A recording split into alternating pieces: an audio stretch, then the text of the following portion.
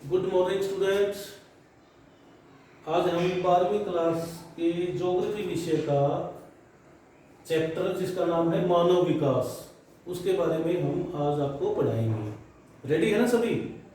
Okay बेटा। तो देखिए बेटा, आज कौन सी डेट है? 6 जुलाई 2020 और चैप्टर का नाम है मानव विकास यानी कि ह्यूमन डेवलपमेंट। भाई मानव विकास होता क्या है, इसके क्या क्या कारण हैं और क्यों जरूरी है, इसके बारे में हम आपको बताएंगे। जो पाठ के कुछ मुख्य बिंदु हैं उनके बारे में आज हम आपसे डिस्कस करेंगे। तो बेटा मानव विकास है, मानव विकास क्या है ये? ह्यूमन डेवलपमेंट तो लोगों के कल्याण के लिए लोगों के विकल्पों को अधिक करने की क्रिया को मानव विकास कहते हैं। मानव विकास कैसे होगा? जब हम अच्छी शिक्षा प्राप्त कर लेंगे, अच्छा रोजगार हमें मिल जाएगा, अच्छी स्वास्थ्य सुविधाएं हमारे देश में होंगी और हम उनको ले पाएंगे और अच्छी सर्विस हम करेंगे, तो लोगों को रोजगार जितने ज़्यादा मुहैया होंगे उतना ही लोगों का विकास होगा। तो इसको समझे आप। मानव विकास क्या होता है? लोगों के कल्याण के लिए लोगों के विकल्पों को अधिक करने की क्रिया को मानव विकास कहते हैं।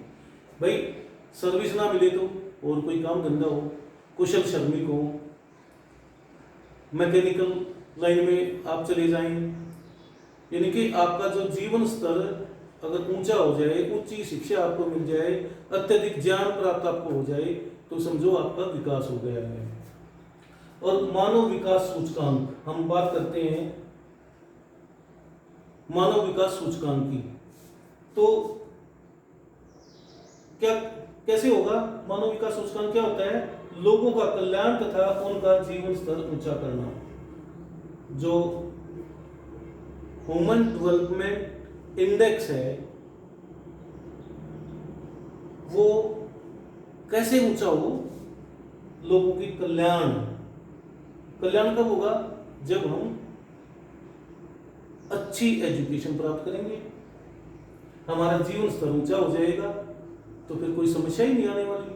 तो इस प्रकार से मानव स्तर, उनका जीवन स्तर, उनका रहन सहन अच्छा हो जाए तो मानव विकास संभव है। मानव विकास सूचकांक के संकेतक क्या है? HDI ह्यूमन डेवलपमेंट इंडेक्स, इसके निम्नलिखित संकेतक चुने जाते हैं। नंबर 1 है दीर्घ और स्वस्थ जीवन।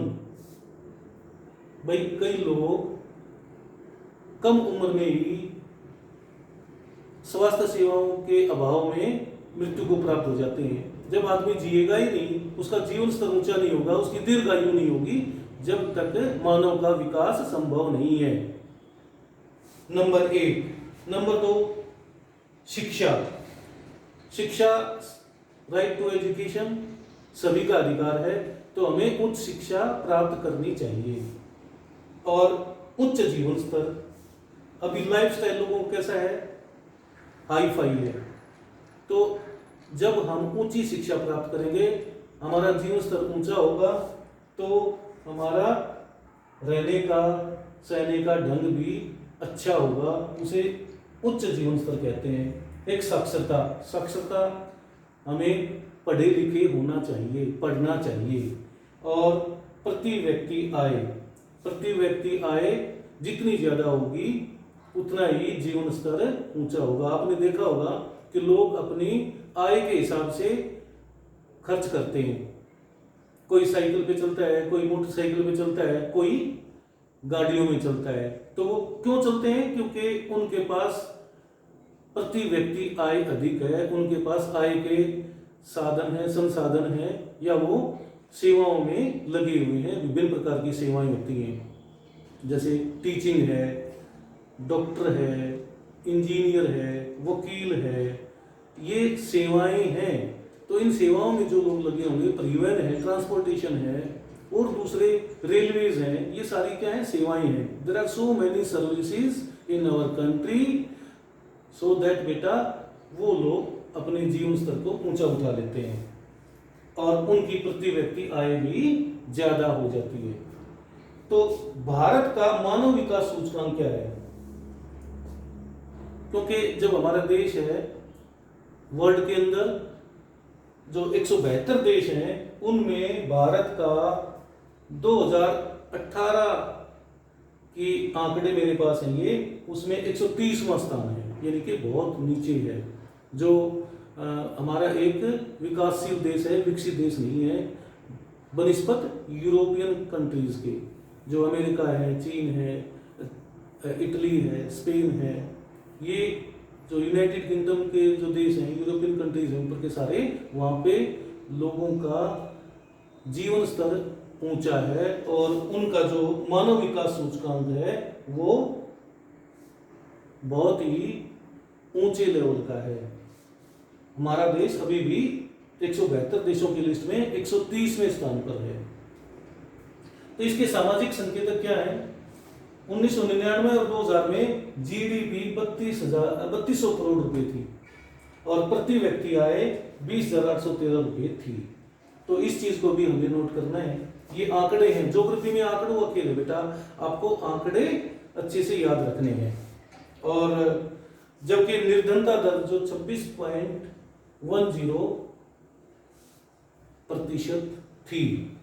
जीडीपी क्या होता है? हम आपसे जीडीपी की फुल फॉर्म पूछ लेते हैं, भाई जीडीपी क्या होता है? आजकल देख रहे हैं जीडीपी डाउन आ गई कोरोना महामारी के कारण, क्योंकि जब उत्पादन नहीं होगा देश में, फैक्ट्रियां इंडस्ट्रीज नहीं चलेंगी तो उत्पादन कम होगा और उससे प्राप्त आय हमें कम मिलेगी। तो अब तो जीडीपी और भी कम आ गई है। तो इसका जो फुल फॉर्म है जीडीपी की, ग्रोथ डोमेस्टिक प्रोडक्ट, यानी कि सकल घरेलू उत्पाद। लगभग 2018 के आंकड़ों के अनुसार 3200 करोड़ रुपए का भारत में। और साक्षरता दर, जो अगर हमारे देश की हम बात करें तो साक्षरता दर केरल राज्य में सबसे अधिक है, जो कि 95.6% है। केरल के मजदूर देखे आपने कहीं हमारे यहाँ, हमारे देश में मजदूरी करने आते हुए? नहीं देखा होगा ना। और सबसे कम बिहार राज्य में है, जो कि 47.53% है। बिहार के बहुत सारे प्रवासी मजदूर हमारे राज्यों में और विभिन्न दूसरे राज्यों में दिहाड़ी मजदूरी करने के लिए आते हैं। आपने देखा होगा कोरोना महामारी के कारण कितनी भगदड़ मची और लोग अपने राज्यों में जाने के लिए पैदल ही सड़कों पर निकल पड़े। तो कितनी तादाद में हमारे प्रदेश में और दूसरे प्रदेशों में, पंजाब में, राजस्थान में और जो भी राज्य हैं वहाँ पर दिहाड़ी मजदूरी के लिए आते हैं। तो ये था साक्षरता दर, सबसे ज्यादा केरल में 95.6% और सबसे कम बिहार में। और मानव विकास के सूचकांक क्या है? इसके बेटा 3 सूचकांक आपको याद रखने हैं। एक तो दीर्घ जीवन प्रत्याशा, भाई आदमी की उम्र कितनी है, औसतन एवरेज जो आयु है मनुष्य की, ज्योग्राफी के हिसाब से अगर देखें तो 65 वर्ष है। कोई 65 में मर गया, कोई 70 साल में मर गया, कोई 80 में मर गया, कोई 55 में मर गया, कोई 50 में मर गया। तो ये जो है इसके सूचकांक है दीर्घ जीवन प्रत्याशा। अगर बढ़िया है, लोग 80 साल के हो गए, 85, 90 के हो गए, अगर वो अपने प्राण त्याग रहे हैं तो इट मीन ठीक है, खान पान उनका ठीक है। और ज्ञान तथा उच्च जीवन स्तर, ये 3 मानव विकास के सूचकांक हैं। कौन कौन से? दीर्घ जीवन प्रत्याशा, ज्ञान तथा उच्च जीवन स्तर। तो बेटा इनको ध्यान रखना है। और वर्तमान विकास ने कौन से संकट उत्पन्न किए हैं? देखिए बेटा, सामाजिक अन्याय, लोगों के साथ सामाजिक अन्याय होता है। देश जाति पाति में बटा हुआ है, शूद्र और स्वर्ण में बटा हुआ है, एक दूसरे से लोग नफरत करते हैं। तो ये सामाजिक अन्याय के कारण ही ये संकट पैदा हो जाता है उनके सामने, वो विकास की गति को रोक देता है। और प्रादेशिक असंतुलन, सभी प्रदेश जलवायु के हिसाब से भी, मृदा के हिसाब से भी एक जैसे नहीं है, क्योंकि कहीं पर तो बहुत ज़्यादा रेत है राजस्थान जैसे प्रदेश में, कहीं पर ज़्यादा पहाड़ियाँ हैं। जैसे हम बात करें जम्मू एंड कश्मीर की, हिमाचल प्रदेश की और अरुणाचल प्रदेश, सिक्किम, असम और इन राज्यों की, तो वहाँ पर हम अच्छी फसलें नहीं ले सकते हैं। इसके कारण भी थोड़ा सा असंतुलन आ जाता है, प्रादेशिक असंतुलन। और पर्यावरणीय निम्नीकरण, पर्यावरण में भी बदलाव आता है। किस कारण से? प्रदूषण के कारण, इंडस्ट्रीज जो लगी हुई है उनके कारण, क्योंकि जहाँ पर ज़्यादा इंडस्ट्रीज लगी होंगी वहाँ पर ज़्यादा प्रदूषण होगा, तो ये पर्यावरणीय निम्नीकरण के कारण बनते हैं। तो बेटा आपको शायद ये चीज़ें समझ में आई होंगी और आपने अच्छे से नोट की होंगी।